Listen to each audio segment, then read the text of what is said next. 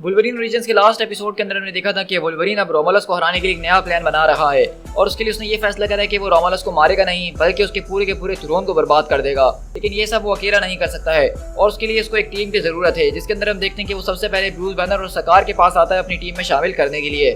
थोड़ी बहुत नोकझोंक के बाद वहाँ पे सकार जो है ब्रूस बैनर के साथ उसकी टीम में शामिल होने के लिए तैयार हो जाता है। तो अब आगे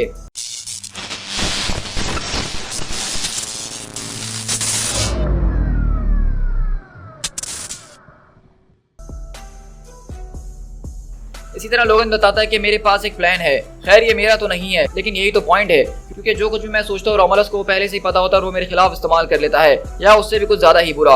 आज तक अपनी जिंदगी में मैं ये सोचता हूँ कि मैं अपने रास्ते खुद चुनता था, लेकिन मैं गलत था। मैं हमेशा से सिर्फ रोमुलस के चुने हुए पाथ के ऊपर ही चला करता था, चाहे मैं ये बात मानूं या ना मानूं, लेकिन मैं हमेशा ही रोमुलस के चुने हुए रास्ते के ऊपर ही चला हूँ। लेकिन अब वक्त आ चुका है कि मुझे अपना खुद का रास्ता ढूंढना होगा। अगर ये मेरा प्लान काम कर गया तो मैं रोमुलस को ऑफ गार्ड पकड़ लूंगा और उस सन ऑफ अ बिच को जान से मार डालूंगा। अगर ये चीज काम करती है तो मुझे सबसे पहले कुछ लोगों को कन्विंस करना होगा कि वो मेरी मदद कर सकें। मैं जानता हूँ कि कुछ लोगों को मनाना थोड़ा मुश्किल हो सकता है और कुछ को मनाना तो इम्पॉसिबल होगा। वहीं से इसी तरह देखते हैं कि बैनर बोलता है कि मेरे बेटे उसके साथ कुछ प्रॉब्लम्स हैं। तो वहीं से लोगन बोलता है कि तुम्हारे बेटे के साथ प्रॉब्लम्स हैं। आखिरकार किस किस्म की? क्योंकि मेरे बेटे के साथ जो प्रॉब्लम्स हैं वो मैं अगर बताने बैठा तो वो कभी खत्म भी नहीं होंगी। तो वहीं से बैनर बोलता है कि मेरे बेटे के साथ जो प्रॉब्लम है वो पोटेंशियली इस पूरे के पूरे प्लेनेट को डिस्ट्रॉय कर सकती है। तो वहीं से लोगन एकदम खामोश होकर कहता है अरे ऐसी बात है तो तुम जीत गए भाई। और वहीं से बैनर बताता है कि हल्क जो है वो मेरे इधर का एक हिस्सा है, लेकिन अब मैं उसको पीछे छोड़कर आ चुका हूँ। लेकिन सकार मेरा बेटा, उसके पास अब कोई और ऑप्शन नहीं है। अनलाइक मी, उसकी जो पावर्स है वो हल्क की तरह नहीं है, मतलब उसके ऊपर क्राफ्ट नहीं की गई है, बल्कि वो उसके अंदर से ही आती हैं। वो हमेशा से वैसे ही बना था, वो हमेशा से मेरा जैसा ही था। तो लोगन बोलता है इसका मतलब वो ऐसा ही पैदा हुआ है, उसके पास कोई चॉइस नहीं थी। तो बैनर बोलता है कि तुम ठीक कह रहे हो, जिस तरह से मैं अपने गुस्से को कंट्रोल करके बैनर बन सकता हूँ, सकार के पास वो बचपन से वो चॉइस मौजूद नहीं थी। वो जिस तरह के माहौल में पला बड़ा है उसको एक मॉन्स्टर ही बनना था। और मुझे लगता है कि इस सब के अंदर मेरी एक गलती है। मुझे लगता है अब सकार वही गलती करने वाला है जो कि मैंने कभी अपनी जिंदगी में करी थी, यानी कि एक खतरनाक किस्म का मॉन्स्टर बनने वाला है। लेकिन मुझे इस बात पे बिलीव है कि मैं सकार को अगर सही तरीके से उसकी परवरिश करूं तो ये सारी की सारी चीज़ों को मैं ठीक कर सकता हूं। इसलिए मैं बस यही चाहता हूं कि हम जो कुछ भी कर रहे हैं उसमें सकार का भला ही हो और उसके अच्छे के लिए हो। तो लोगों बोलते हैं कि ऑफ कोर्स तुम इस बारे में परवाह क्यों कर रहे हो, जब तक उसके पास एक बड़ा टारगेट है और एक बुरा टारगेट है तो उसकी सारी की सारी पावर जस्टिफाई हो सकती है। तो वहीं से ब्रूस बोलता है क्या तुम्हारा टारगेट जो है सारी की सारी डिस्क्रिप्शन के ऊपर फिट बैठता है? तो वहीं से लोगन उसकी तरफ देखते और कहता है कि ब्रूस, अगर इस अर्थ के ऊपर कोई ऐसा इंसान है जो कि चल रहा है या रेंग रहा है तो वही एक इंसान है जो कि सारा का सारा दर्द डिजर्व करता है हासिल करने के लिए, वही मेरा फकिंग टारगेट है। तो बताओ हमारे बीच डील हुई? तो वहीं से ब्रूस बोलता है कि नहीं, जल्दी भी नहीं, मुझे बताओ कि आखिरकार तुम्हारा प्लान क्या है और क्या तुम मेरे साथ खेलने की कोशिश तो नहीं कर रहे? क्या तुम हमारे साथ तो खेलने की कोशिश नहीं कर रहे? वहीं अगले बार हम देखते हैं कि स्कार वहां से आता है। तो वहीं से लोगन बोलता है कि हाँ मुझे पिक्चर मिल चुकी है, मैं समझ गया हूँ, मुझे धमकाने की जरूरत नहीं है। तो बैनर बोलता है कि ठीक है, फिर इसी बात के साथ फिर हमारी डील होती है। आखिरकार तुम्हारी हमारे इस काम के अंदर क्या जरूरत है? तो लोगन बताता है कि दो को तो मैंने हासिल कर लिया, अब बाकियों को समझाने की बारी है। और इसी तरह हम अगले दिन यूटोपिया के अंदर शिफ्ट होते हैं जो कि इस वक्त एक्समैन का घर है। और वहीं साइक्लोप बोलता है आखिरकार लोगन तुम कहाँ पे थे? तो लोगन बोलता है कि स्कॉट, आखिरकार तुम ये बात कब सीखोगे कि तुम्हारे सवालों का जवाब देना मेरा ठेका नहीं है। और इसी तरह हम देखते हैं कि वहाँ से साइक्लोप को गुस्सा आ जाता है और वो बोलता है कि बस अब बहुत हो चुका है, हम यहाँ से जा रहे हैं। और अगले पल वो सब चले जाते हैं। लेकिन वहीं से लोगन बोलता है कि क्लॉक, क्या तुम मेरे पास आओगे? मुझे तुमसे कुछ बात करनी है, मुझे तुमसे एक फेवर चाहिए। तो वहीं से क्लॉक बोलता है कि इतना ज़्यादा परेशान होने की ज़रूरत नहीं है, लेकिन मेरा आंसर नहीं है। तुम जो कुछ भी करते हो अपने स्पेयर टाइम के अंदर वो मेरा कोई बिजनेस नहीं है और ना ही मैं उसके बारे में कुछ जानना चाहता हूँ कि तुम कौन कौन से कांड करते आए हो। और ये बात साफ तरीके से जान लो कि तुम जो कुछ भी करते हो मुझे उसकी थोड़ी बहुत भनक तो है और मुझे वो बिल्कुल भी पसंद नहीं है। तो वहीं से लोगन बोलता है क्या मतलब तुम उसको अप्रूव नहीं करते हो? या फिर लिसन टू मी क्लॉक, इस वक्त जो है मैं यहाँ पे एक्सपोर्ट्स की बात नहीं कर रहा हूँ, बल्कि ये एक पर्सनल मैटर है। तो वो कहता है कि एक्सपोर्ट्स हो या ना हो लेकिन वो बात मैटर नहीं करती है। तो लोगन बोलता है कि आई थिंक वो बात मैटर करती है, स्पेशली अगर उस बारे में तुमसे डैगर पूछे। लेकिन वो तुमसे कभी पूछेगी नहीं क्योंकि उसको कभी पता नहीं चलेगा। मैं डैगर से सीक्रेट नहीं रख सकता हूँ, मैंने कभी भी उससे कोई बात सीक्रेट नहीं रखी है। लेकिन वहीं से लोगन बोलता है कि मैंने तुमसे कब कहा कि तुम उससे कोई बात सीक्रेट रखो, बल्कि मैं तो तुम्हें ये करने के लिए कह रहा हूँ। और अगले बार हम देखते हैं कि क्लॉक उसके कान के अंदर कुछ बोलता है जो कि हमें नहीं बताया जा रहा होता। और यहाँ से हम सीधा योकोहामा जापान के अंदर शिफ्ट होते हैं, जो कि हम देख रहे हैं कि इस वक्त हम कहीं और नहीं बल्कि यशीदा क्लैन के अंदर मौजूद है।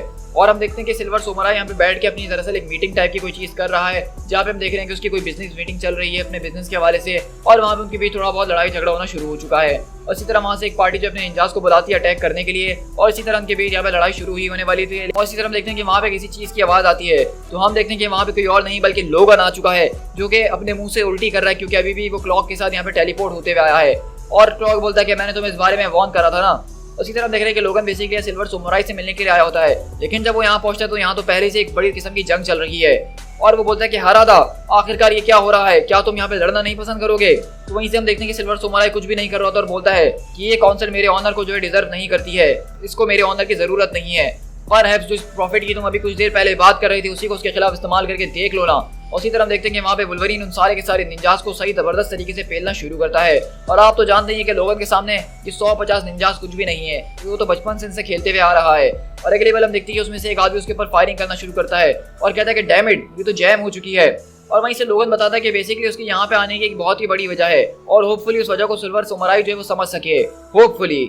उसी तरह हम देखते हैं कि वहाँ पे जो है लोगन को चारों तरफ से घेर चुके होते हैं, लेकिन वही जो उनके आदमी होते हैं जो डील करने के लिए आते हैं वो कहते हैं कि हरादा सैन, तुम्हें हमारी बात को सुनना होगा, तुम हमारी हेल्प करनी होगी तुम्हें। तो वो अपनी तलवार निकालते हुए कहता है कि नहीं, मैं तुम लोगों की मदद नहीं करने वाला हूँ, तुम सारे के सारे सिपाही अपने ऑनर के साथ यहाँ से जा सकते हो, इस गाइजन को छोड़ दो, ये मेरा शिकार है। तो वहीं से हम देखते हैं कि सिल्वर समुराई बोलता है कि तुम एक बहुत ही बड़े फूलिश थे जो कि अनप्रिपेयर्ड यहाँ पे आ गए लोगन। तो वहीं से लोगन बोलता है कि मैं यहाँ पे आया था तुमसे एक फेवर मांगने के लिए। तो कहता है कि तुम्हें मुझसे कौन सा फेवर चाहिए, आखिरकार तुमने तो मेरा हाथ भी काट दिया था। उसी तरह हम देखते हैं कि बेसिकली पास्ट के अंदर वुल्वरीन का जब इससे मुकाबला होता है तो वो उसका हाथ काट चुका होता है। तो लोगन बोलता है कि शायद माफी मांगने से तुम्हें थोड़ी मदद मिल जाए। तो वहीं से उसको गुस्सा आता है और कहता है कि तुम्हें ऐसा लगता है, और अगले पल वो अपनी तलवार निकाल के वुल्वरीन के ऊपर अटैक करना शुरू करता है जबरदस्त तरीके से। और लोगन बोलता है कि ये बात तो फैक्ट है कि यहाँ पे सिल्वर समुराई से जीतना मेरे लिए इतना ज्यादा आसान नहीं है, लेकिन अब मेरे पास कोई और चॉइस बाकी नहीं है, मुझे इससे मुकाबला करना ही होगा। और लोगन बोलता है कि डैम इट हराडा, मैं तुमसे सिर्फ यहाँ पे बात करने के लिए आया हूँ। तो वो कहता है कि अच्छा अगर ऐसी बात है तो करो बात, मैं तुम्हारी बात सुन रहा हूँ। और इसी तरह हम देखते हैं कि यहाँ पे हराडा क्लैन से जब निकल के वो पूरी की पूरी पार्टी जा रही होती है तो अगले बार उनको कुछ पुलिस वाले रोक लेते हैं और वो कहता है कि आखिरकार इसका क्या मकसद है, क्या तुम जानते हो कि मैं कौन हूँ। तो वो पुलिस वाला बोलता है कि हम बहुत अच्छे तरीके से जानते हैं आप कौन हैं और आपने क्या क्या किया है। तो वो कहता है कि आखिरकार तुम हो कौन जो मुझसे इस तरह से बात कर रहे हो। तो वो आदमी बोलता है कि हमने आपके लिए काफी कुछ प्लान करके रखा था, हमने द हैंड और क्लैन यशीदा की मीटिंग करवाने के लिए बहुत ज़्यादा चीज़ों को सिक्योर करा था और वो इस बात से बिल्कुल भी खुश नहीं है कि आप सब कुछ वहाँ से बर्बाद कर आ रहे हैं। तो आदमी बोलता है कि आखिरकार तुम किसकी बात कर रहे हो। और अगले पल हम देखते हैं कि वो सारे के सारे पुलिस वाले उनकी गाड़ियों के ऊपर अंधाधुंध फायरिंग करके सबको मार देते हैं और वो पुलिस वाला बोलता है कि हमने आपका काम कर दिया है मास्टर। और इसी तरह हम देखते हैं कि ये किसी और ने नहीं बल्कि रोमुलस ने ही करवाया है और कहता है कि बहुत अच्छा काम करा तुमने और इसके लिए तुम्हें जरूर अवार्ड दिया जाएगा। अगर तुम्हारा गोल मेरे एम्पायर को डिस्ट्रॉय करना है वुल्वरीन, तो तुम्हें इससे कुछ बेहतर करना होगा, तुम्हें कुछ ज्यादा चालाकी से काम करना होगा। लेकिन फिर भी आखिरकार तुम इस बार क्या करने का सोच रहे हो मैं समझ नहीं पा रहा हूँ, आखिरकार तुम इतना वक्त क्यों लगा रहे हो मेरे पास पहुंचने के लिए।